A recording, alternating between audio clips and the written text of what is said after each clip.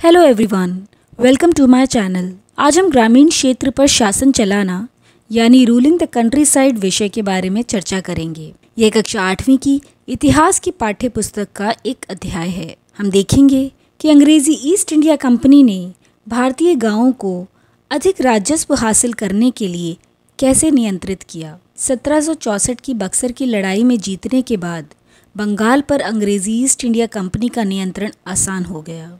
12 अगस्त 1765 को मुगल बादशाह शाह आलम ने ईस्ट इंडिया कंपनी को बंगाल का दीवान नियुक्त किया। दीवान के रूप में कंपनी अपने नियंत्रित क्षेत्र में मुख्य वित्तीय प्रशासक यानी चीफ फाइनेंशियल एडमिनिस्ट्रेटर बन गई। यहाँ हमें याद रखने की जरूरत है कि बंगाल उत्पाद और राजस्व के मामले में एक समृद्ध क्षेत्र था, लेकिन ईस्ट इंडिया कंपनी के नियंत्रण के साथ बंगाल एक गहरे संकट का सामना करने लगा। बंगाल से एकत्रित राजस्व का उपयोग ईस्ट इंडिया कंपनी द्वारा निर्यातित माल को खरीदने के लिए किया जाने लगा। अब ऐसी खरीद या खर्च के लिए ब्रिटेन से सोना या चांदी का आयात को रोक दिया गया। इसका अर्थ है कि भारतीय धन या राजस्व का उपयोग भारतीय वस्तुओं को खरीदने और फिर दूसरे देशों को निर्यात करने के लिए किया जाने लगा। तो अब कंपनी को कोई निवेश नहीं करना था, केवल लाभ ही कमाना था। कंपनी के नियंत्रण के साथ भारतीय कारीगरों ने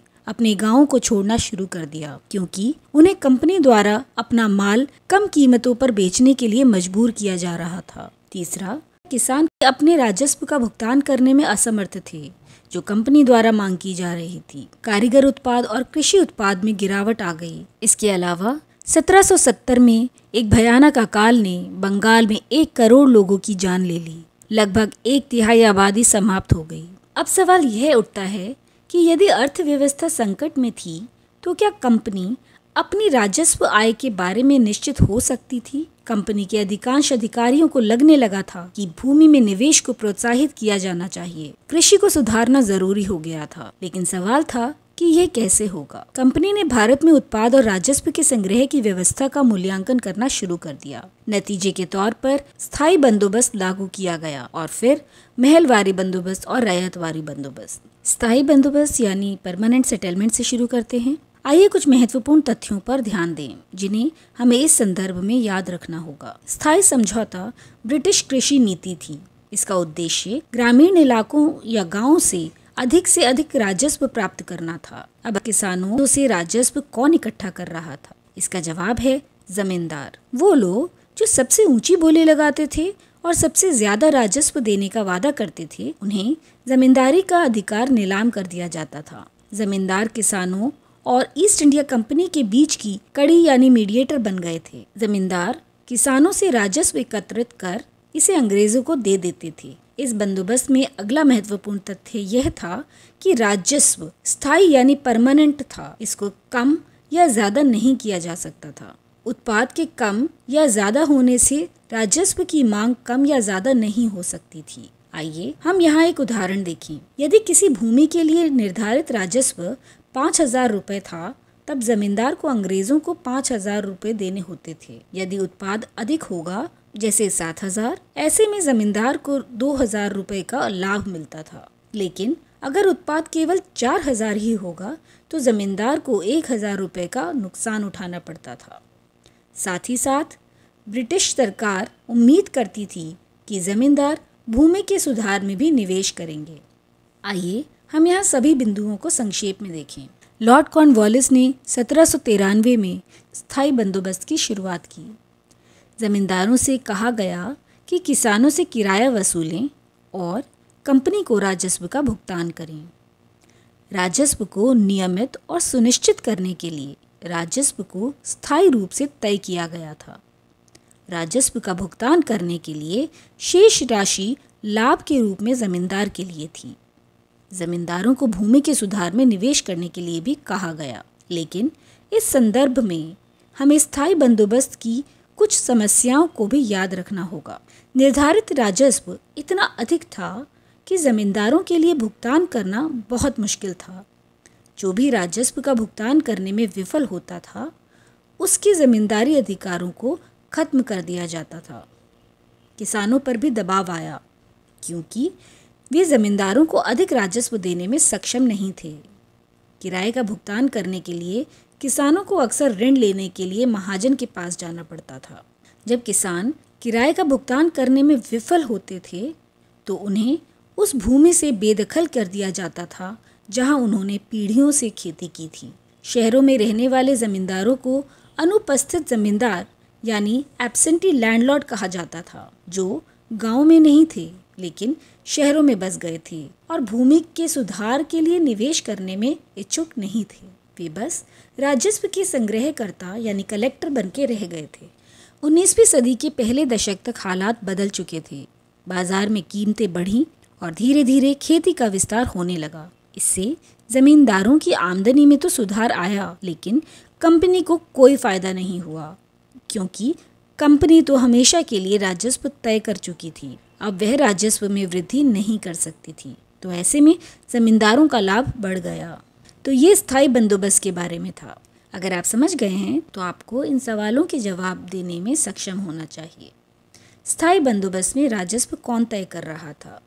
यदि उत्पाद अधिक होता था तो क्या राजस्व को बदला जा सकता था?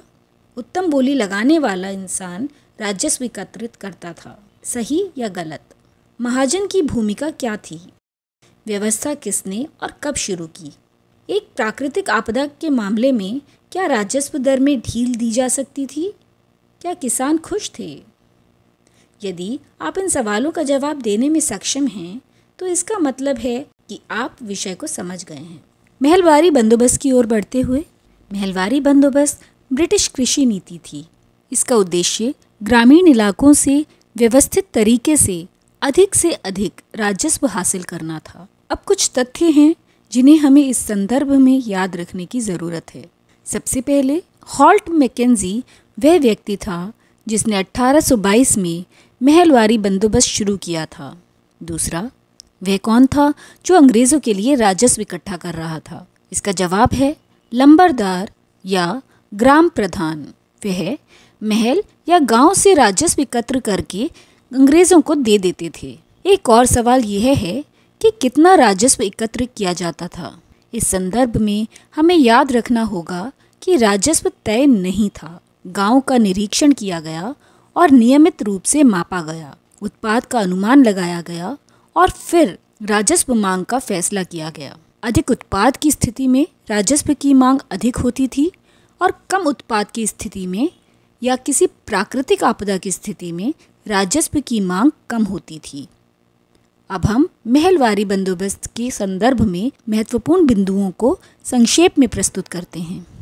हॉल्ट मैकेंजी ने वर्ष 1822 में नई महलवारी प्रणाली की शुरुआत की। कलेक्टर ने गांव-गांव जाकर ज़मीनों का निरीक्षण किया और खेतों को मापा।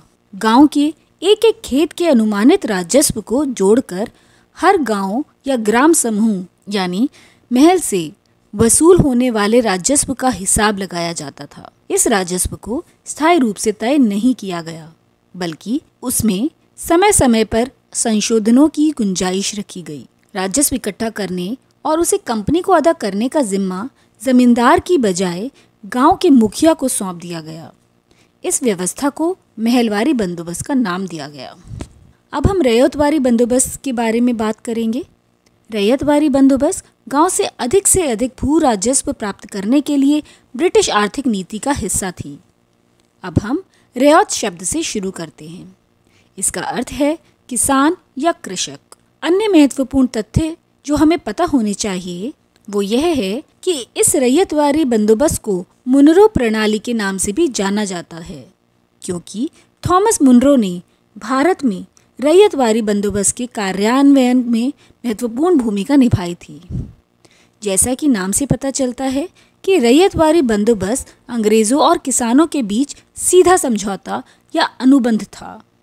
इसका मतलब है कि अंग्रेज़ी ईस्ट इंडिया कंपनी और भारतीय किसानों के बीच कोई मध्यस्थ या मीडिएटर नहीं था। किसानों की भूमि या खेतों का सावधानीपूर्वक सर्वेक्षण किया गया और फिर राजस्व मूल्यांकन किया गया। किसान राजस्व का भुगतान सीधा अंग्रेज़ों को करते थे, न कि किसी जमींदार या मध्यस्थ के माध्यम से। अब हम रैयतवारी बंदोबस्त के महत्वपूर्ण बिंदुओं को संक्षेप में देखते हैं। इसे कैप्टन अलेक्जेंडर रेड ने एक छोटे पैमाने पर आजमाया और बाद में थॉमस मुनरो द्वारा विकसित किया गया था। बंदोबस्त सीधे रैयतवारी यानी किसानों के साथ बनाई गई थी। राजस्व आंकलन से पहले किसानों के खेतों का सावधानी पूर्वक और अलग से सर्वेक्षण किया गया था। थॉमस मुनरो ने सोचा कि अंग्रेजों को पिता के रूप में कार्य करना चाहिए। इन सबके अलावा अंग्रेजों ने यह भी महसूस किया कि ग्रामीण इलाकों से न केवल राजस्व की प्राप्ति हो सकती है, बल्कि यहाँ उन फसलों को भी उगाया जा सकता है जिनकी यूरोप को आवश्यकता थी। पर यह कैसे किया गया? आइए हम नील की खेती यानी इंडिगो कल्टीवेशन की स्टोरी पर करीब से नज़र डालें। आप में से कई लोग इंडिगो प्रिंट या फैब्रिक के बहुत शौकीन होंगे, लेकिन क्या आप यह जानते हैं कि इन प्रिंट्स की यात्रा बहुत आसान नहीं थी। भारत में नील उत्पादकों को ब्रिटिश प्लांटर्स यानी बागान के मालिकों द्वारा लगाए गए कठोर परिस्थितियों का सामना करना पड़ा और संघर्ष करना पड़ा। चलिए देखते हैं भारत में ब्रिटिश शासन के दौरान इंडिगो की खेती की क्या स्थिति थी।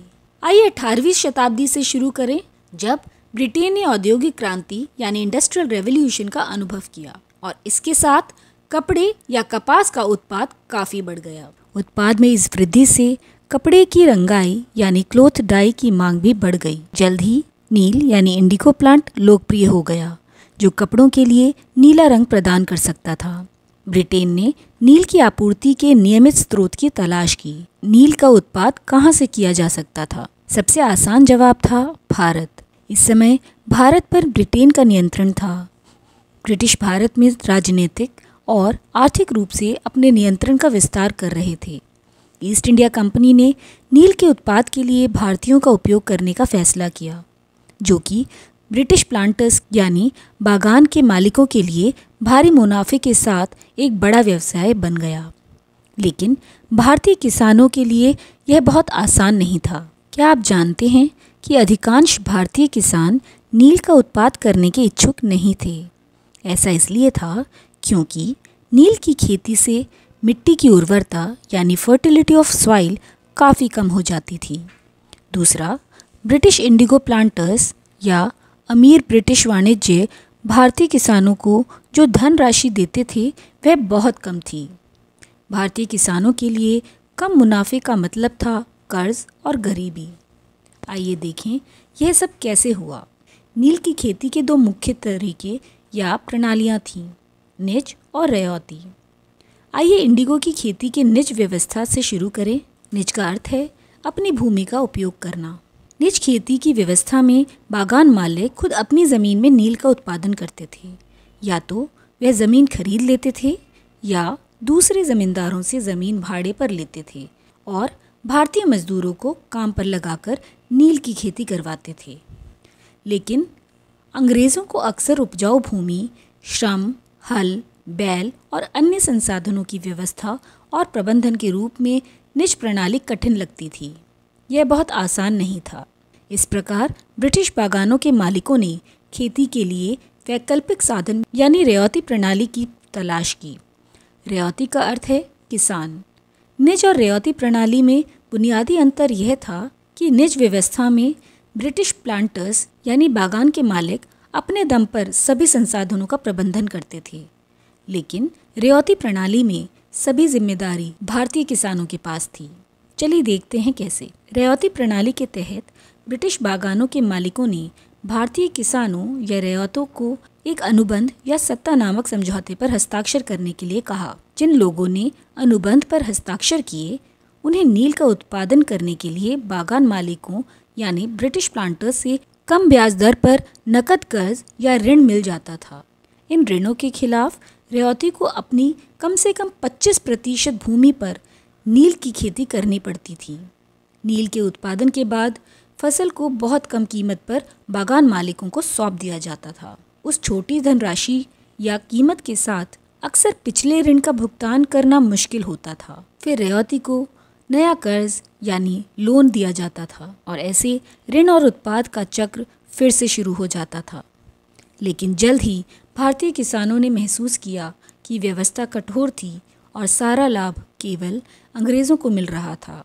इस फ्लो चार्ट से आप समझ सकते हैं कि भारतीय किसानों को बागान मालिकों द्वारा दी गई नील की कीमत बहुत कम थी और इस राशि से वे कभी भी अपना ऋण नहीं दे पाए। इस प्रकार ऋणों का चक्र कभी समाप्त नहीं हुआ। इस प्रकार नील की खेती का भारतीय किसानों पर क्रूर प्रभाव पड़ा, जिसके कारण जल्द ही बंगाल, बिहार जैसे क्षेत्रों में विद्रोह हो गए। अंत में नील विद्रोह की ओर बढ़ते हैं। मार्च 1859 में नील की खेती के निरंतर दर्द और संघर्ष के साथ बंगाल में हजारों रियायतों ने नील उगाने से इनकार कर दिया। किसानों ने बागान मालिकों को किराए का भुगतान करने से इनकार कर दिया और नील के कारखानों पर हमला किया। बागान मालिकों के लिए काम करने वालों का सामाजिक बहिष्कार किया। किसानों या रियायतों ने प्रतिज्ञा ली कि वे अब नील बोने के लिए आगे नहीं बढ़ेंगे। यहाँ तक कि लगान वसूली के लिए आने वाले गुमस्तों की भी पिटाई की गई। कई स्थानीय जमींदारों और ग्राम प्रधानों ने नील की खेती करने वाले किसानों को इकट्ठा किया और लठियालों के साथ लड़ाई लड़ी। लठियाल अंग्रेज बागान मालिकों के लाठीधारी गुंडे थे। अंत में नील आयोग यानी इंडिगो कमीशन की बात करते हैं। 1857 के विद्रोह के बाद ब्रिटिश सरकार विशेष रूप से एक और विद्रोह की संभावना को लेकर डरी हुई थी। ऐसे में इस बगावत से परेशान सरकार को बागान मालिकों की रक्षा के लिए सेना बुलानी पड़ी। नील उत्पाद व्यवस्था की जांच करने के लिए एक नील आयोग यानी इंडिगो कमीशन भी बना दिया गया। इस आयोग ने बागान मालिकों को दोषी पाया, जोर जबरदस्ती के लिए उनकी आलोचना की। आयोग ने कहा कि नील की खेती रैयतों के लिए फायदे का सौदा नहीं है। आयोग ने रैयतों से कहा कि वे मौजूदा अनुबंधों को पूरा करें, लेकिन आगे से वे चाहें तो नील की खेती बंद कर सकते हैं। So this is all about this chapter. I hope you like this video. For more such academic videos, do subscribe to Constructing Minds. And for regular updates, don't forget to click the bell icon.